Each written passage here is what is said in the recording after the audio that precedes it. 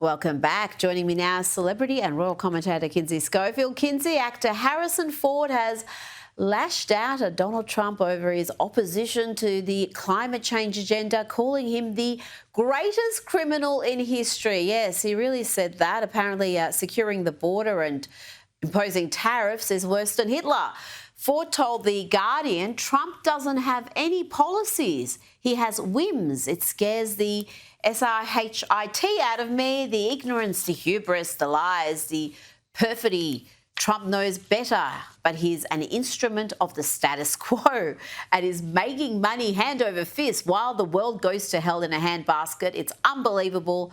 I don't know of a greater criminal in history. He's losing ground because everything he says is a lie. Kinsey, sounds like the Hollywood has-been needs his loved ones to step in and offer some support. Tell him to stop saying stupid things to The Guardian. I mean, fancy saying Donald Trump doesn't have any policies. Now, you may disagree with those policies, but he certainly has policies, and that's why the left hate him, because he's actually implementing those policies. And a lot of what he says seems to be the mad ravings of a first-year art student. Isn't he too old for this? Yeah, well, I mean, thankfully for Ford, The Guardian is like Trump derangement syndrome HQ. So like he found his target audience. But to say that Trump's one of polling like the highest that I've ever seen him poll since I've monitored this. First of all, I don't trust grown men that pierce their ears. They've already proven that their judgment is questionable. Every time I see the holes in Harrison Ford's ears, my body literally rejects it. But the greatest criminal in history, open a history book, Harrison Ford. Tyrants usually don't waste their time freeing hostages, or at least trying to create peace. That's it. What have we got? 8 or 9 peace deals in his second term, greatest criminal in history. I mean, really, Harrison Ford, what an absolute idiotic buffoon you are. But let's go to another celebrity, Nicki Minaj. She's getting intense backlash from the left because she supported Donald Trump's decision to list Nigeria as a country of particular concern over Islamist attacks against Christians. Nicki Minaj wrote on X, "This made me feel a deep sense of gratitude. We live in a country where we can freely worship God. No group should ever be persecuted for practicing their religion. Thank you to the president and his team for taking this seriously. God bless every persecuted Christian. Let's remember to lift them up in prayer." I mean, who could possibly read that and be upset? I mean, how utterly deranged with hatred for Donald Trump must you be that you can't acknowledge the fact that there are women and children being slaughtered just because they're Christian? That is something that deserves the US president's attention. And finally, we've got a world leader who's taking note of this horrible, horrible campaign that's happening in Nigeria. Well, thankfully, Nicki Minaj is in a fight with someone new every week, so she can hold her own. But the reaction to her message will make you question humanity if you sit back and read some of those reactions to the tweets. Like you said, imagine attacking someone viciously for applauding, protecting Christianity, and they're taking personal swipes at her, and blaming her for things that are just, totally unrelated to what she's trying to say, that we should be proud of the country that and the president we have based on our freedom to worship. So I can't tell you anything other than the fact that I'm so thoroughly disappointed in humanity, and I wish that they would take a moment to log off the internet and just do some self-reflection. You know what? It's borderline demonic when you read some of those comments, because these comments are being posted on social media, which is the same platform where you can see the horrific torture and slaughter of innocent people, and they disregard that and decide to attack people for acknowledging what's happening.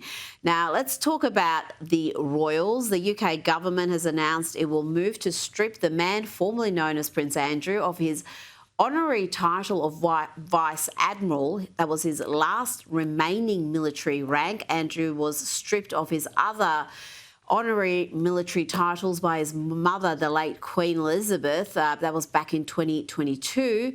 And importantly, Kinsey, he is no longer a prince. That's true. I mean, what a whirlwind week that was last week in London. I was in bed and everybody was like, you got to get out of bed. You got to get out, run across the street. Prince Andrew just lost his titles. I feel like I thought it would be, I thought it would come inevitably, but I thought it was going to be much more difficult than this. And to be fair, the palace made it sound like there were going to be hoops that they were going to have to jump through. And I mean, the reality is we see how easy it's been for them to just strip him of all of these titles and all of these honors. Harry and Meghan should be shaking in their boots now that we've seen how easy it can be. But it's interesting because I've seen a series of different reports about who ultimately was the one that put the hammer down. Was it Queen Camilla? Was it Catherine, the Princess of Wales? In some articles, it's Prince William because he did not want to inherit the Andrew problem. At the end of the day, everyone wanted it done, wanted this to be over with. And it was King Charles. He's the boss. No one else made that decision and couldn't but him. Now, the president has weighed in on this issue. Let's hear from Donald Trump. I feel very badly. I mean, it's a terrible thing that's happened to the family. That's been a tragic situation. And it's too bad. I mean, I feel badly for the family. There you go, Kinsey. The president feels badly for the family, but they've got a bit more to worry about because what's Sarah Ferguson going to do next? Royal expert Amanda Platel has said that Andrew Mountbatten, Windsor's ex-wife, it just sounds weird to call him that, but that's what the man formerly known as Prince Andrew is called now. They are suggesting that Fergie could turn to tell-alls as part of her next phase. He wrote a multi-million-pound Fergie Netflix show about the horrid royals could make Harry and Meghan's devastating 6-part series, the highest-rated show for the streamer in 2022, look like a walk in the park on a sunny day. Kinsey, would Fergie do that? Do you think she has got it in her to just air all her dirty laundry? I mean, look at the parallels between Fergie and Meghan Markle. And throughout Fergie's post-royal life, she's done everything that Meghan Markle has crammed into the last 5 years. She's shameless. Fergie's worked with Oprah Winfrey on multiple productions, including reality TV shows and sit-downs. Fergie's written over 30 books. Some were, lingered in the tell-all world, talking to us about how she borrowed Princess Diana's shoes and they gave her warts. So she's willing to go in the gutter if need be. She's been a podcaster in the past. She tried to bring down the monarchy with Princess Diana when they both planned to leave their husbands at the same time together in the 90s, and Diana backed out. She knows where the bodies are buried, and there will always be more secrets to tell when Fergie's involved. The only thing stopping her is her daughter's royal futures. Watch this space to see how much she's willing to jeopardize that.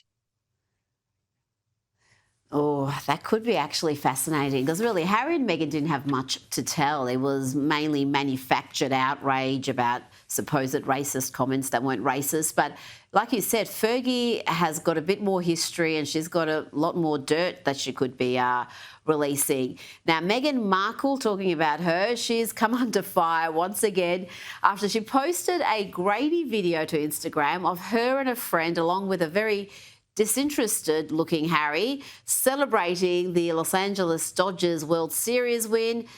Fans have labelled the video staged and so fake and cringe.